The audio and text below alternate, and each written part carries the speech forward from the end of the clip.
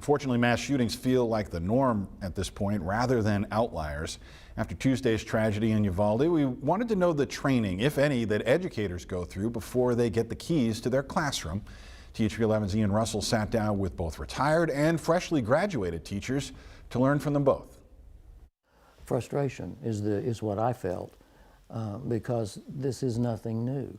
We see this repeat itself over and over and over again. Gene Parker knows the classroom. He dedicated 34 years of his life to teaching the next generation. And then I ended my career back in the classroom, which was my favorite place to be of all during that 34 years. During that time, he saw and taught a lot, but the more things change, the more they stay the same. And yet I don't feel that we are any closer as a society, and in particular as educators, to eliminating this issue than we were 10 years ago. Before Parker retired from the classroom, he worked with the Red Cross, also teaching students.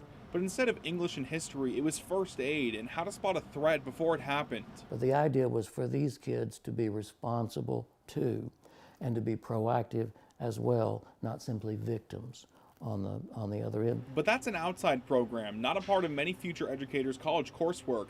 It's something Parker says should change. It has to be a part. You have to look at what we've evolved into or what we've devolved into. I would just say I'm scared, to be honest, like very scared. Grace Adeyemi is a recent graduate of UCA's College of Education and will be in a classroom in Texas soon. She says the only training she ever got to deal with mass shootings was from when she worked as an RA on campus. I don't think there was ever a class that I took that we had to talk about like school shootings. Never. No, that never happened. It's not the university's fault. It's not something that's included in many college courses. And Adeyemi says it might actually be too much for teachers to handle. And it's another thing, like we can talk about it from today to next year, but it's like, no one can tell you how you're going to handle that situation when it actually happens. It's tough to talk about what causes these to happen again and again, and it's tough to train for them.